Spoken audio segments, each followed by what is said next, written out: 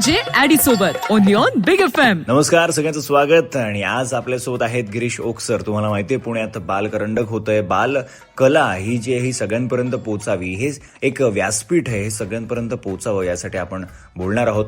आणि त्याचबरोबर बालनाट्यामधून वर आलेले अतुल परचुरे, एक संवेदनशील कलाकार, TICC कडून आणि आपल्या सर्वांकडून ही स्पर्धारूपी मानवंदना त्यांच्यासाठी असेल. त्यामुळे गिरीश सर, अतुल सरांची आणि तुमची एखादी आठवण किंवा काय बॉन्ड होता तो काय सांगणार सगळ्यांना?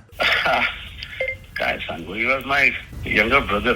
आम्ही एकमेकांना, मी त्याला पीटर म्हणायचो. त्याचं नाव आम्ही गमतीने अतुल म्हटल्यामुळे पीटर ओटूल असं त्याचं मी शॉर्ट फॉर्म केला होता. मी त्याला पीटर म्हणायचो आणि तो मला ब्रदर म्हणायचा. आणि कुठेही भेटलो ती मिठी मारायचो आणि पीटर ब्रदर अशी आमची भेट व्हायची. आणि खरंच तो माझ्या लहान भावासारखा होता. इतका गुणी कलावंत होता, इतका सज्जन, इतका डाऊन टू अर्थ, इतका हुशार, इतकं छान बोलणारा, भाषेची उत्तम जाण असणारा नट. नुसतं मराठी नाही, इंग्लिश, हिंदी, तिन्ही भाषांवर छान प्रभुत्व, उत्तम वाचन, उत्तम व्यासंग सगळा.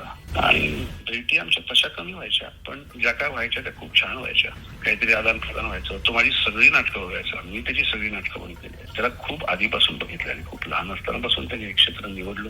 म्हणजे अजून मला त्याची विशाल बेडेकरांचं नाटक खूप टिळक आणि आगरकर पासून मला तो आठवतो, किंवा नातिक तिथं आठवतो मला. अशी आणि फार छान मैत्री होती आमची. Thank you so much Girish sir, तुम्ही मोलाचा वेळ दिला आणि इतकी सगळी माहिती शेअर केली. ऍडी तुमच्यासोबत धन बदल की तू देखो.